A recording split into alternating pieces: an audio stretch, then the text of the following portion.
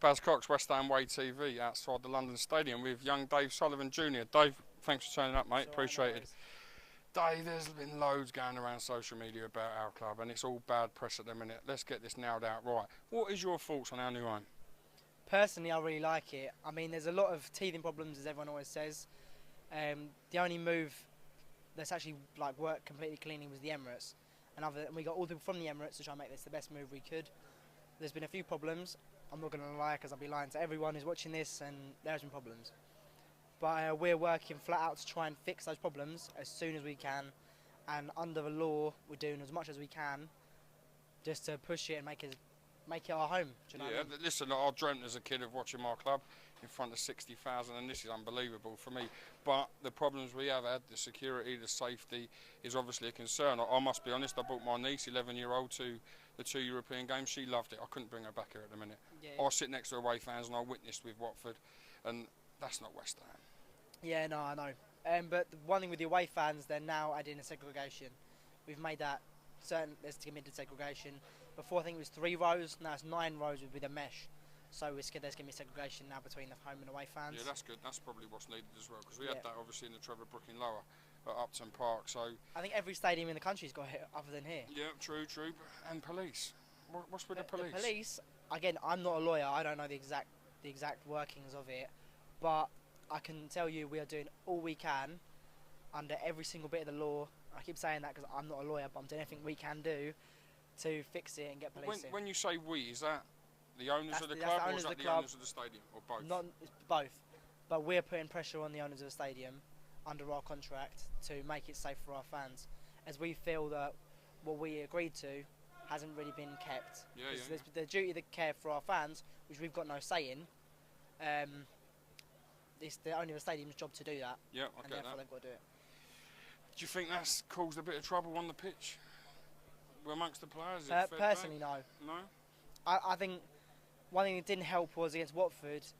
I don't want to slag off the stewards here, but 2-0 was all nice. The atmosphere I thought was amazing. I agree with People were saying the atmosphere was poor. I was like, I don't know what stadium you're in. No. But then a few were thrown out for standing up or something, which I personally don't agree with. What is your views on that then? We should be allowed to stand? I think you should be allowed to stand. It's football. Every single team in the country stands. And that's the frustrating part for us fans, because when we're being told sit down or you'll be evicted and your lifelong bans, you look at away fans and they're stood for 90 minutes. Yeah, but it's all very, it makes no sense. But the fact of the matter is we're moving people currently to areas where they're going to stand up. Can I come and sit with you? Not today. Not today, we're a bit busy. But yeah, I mean, we're doing all we can to make it better for every single person in the stadium. Yeah, I think that's what people need to hear and realise, because maybe they don't see enough of it and hear enough, because everything they are reading is negative regarding the stadium. And this is a dream for me, I must be honest, an absolute dream. It's incredible. I love Upton Park and I miss it to pieces, but if someone said to me 5 years ago about this, I'd have done exactly what we've done. Well, we've done the move that's best for the club. And this is what can take us forward, right, to compete with the top 5, 6 sides, because at the minute, if we're honest, we're off that pace. Oh no, at the moment we are, but we've got a team that I do believe... hugely. We have the best squad we've had in years, without a shadow of a doubt. The one thing I would say is a lot of people messaging me about potential expansion of Upton Park, and saying, why didn't we do it at Upton Park? Well, firstly, I think it was very, very hard due to the stadium. Behind the stadium was a bus shelter or something. Yeah, so it physically would cost so much money to do that. Secondly, people got to remember that the deal we've got in place here, we've not had to build the stadium. That's a no-brainer. No, exactly. So we'd have spent 100 million, 200 million on a stand at Upton Park, when we can move here, which is even bigger than that, for no additional money. Yeah, fair shout. Too true. Let's talk about on the pitch now then. 2 bad results, 8 goals in 2 games against, without being rude, 2 poor sides really, or sides we shouldn't be conceding 8 goals against. Well, we've been letting in too many goals since probably March last season, so it's an underlying problem. And again, a lot of people messaging me now saying, oh, we should have bought centre-back.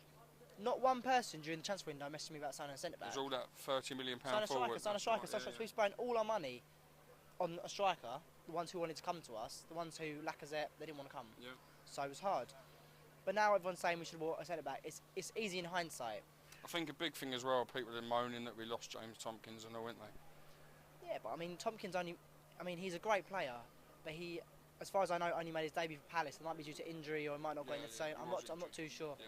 But he's a great centre back. But last year he wasn't starting for us the vast majority of the time. No. But he did fill in at that right back role that we seem to be lacking at the minute. Agreed. But Sam Byram, I mean, we all thought Antonio, but we all thought, the managing, coaching staff, thought Antonio was going to be our first choice right back. So we weren't anticipating him not playing at right back. We had Sam Byram as backup, so you got 2 right backs. In that position, we thought that was fine. Yeah. But obviously, Antonio's proven that he's not a right back. Which he don't want it either, does he? No, I mean, we didn't think he was a right back anyway. Me and my family, we think he's a goal scorer, and he needs to be given chances. That's what goal scorers do. That's right. His back post, he scores. Simple as. He scored 5 goals. We've got the highest goal scorer and the highest assists in the league. We shouldn't be where we are. They're all headers as well, aren't they? Something else. All headed goals. It's unbelievable. What's mad is he's like our size. He's not even very tall. He ain't this size, is he? Let's be honest. He's bigger, if he's this size, he's got trouble. I wouldn't fancy having a running race with him.